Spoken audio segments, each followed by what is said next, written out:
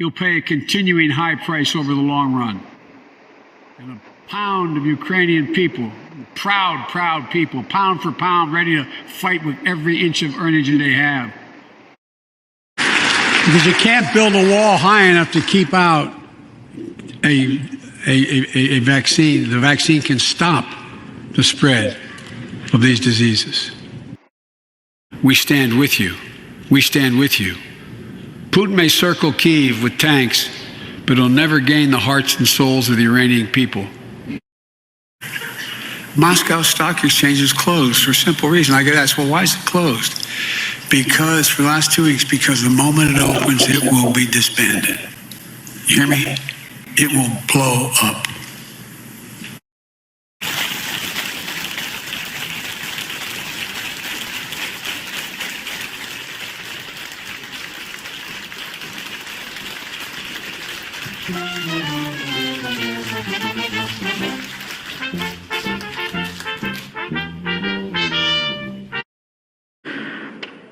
President Biden has said that Americans will feel some pain for the sake of defending freedom and liberty, but there does seem to be no end game in sight. How long should Americans expect? How long should we be bracing for this really sort of historic inflation and some unprecedented gas prices? Sure.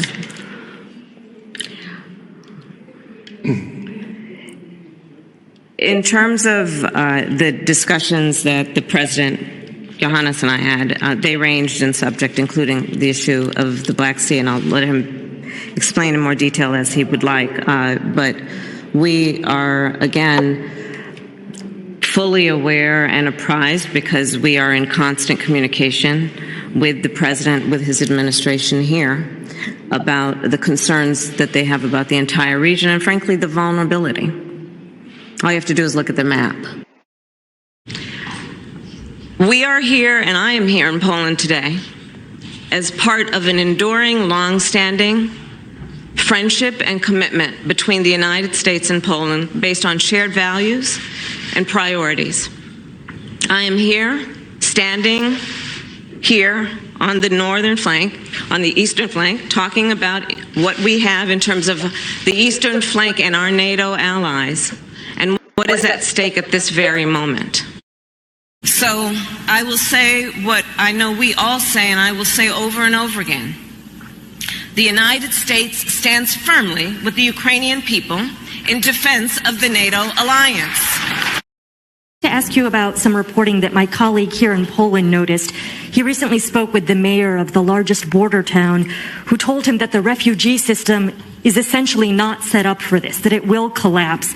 It's an improvised system that can work for maybe 2 weeks, but not indefinitely. And I'm wondering what the United States is going to do more specifically to set up a permanent infrastructure. And relatedly, is the United States willing to make a specific allocation for Ukrainian refugees? And for President Duda, I wanted to know if you think, and if you asked the United States to specifically accept more refugees. Okay. A friend in need is a friend indeed. Okay, I can first. Okay, so this time. But they know that we can't go there. Putin is trying to bait the trap so that we go in, and that's the beginning, could be the beginning of World War III.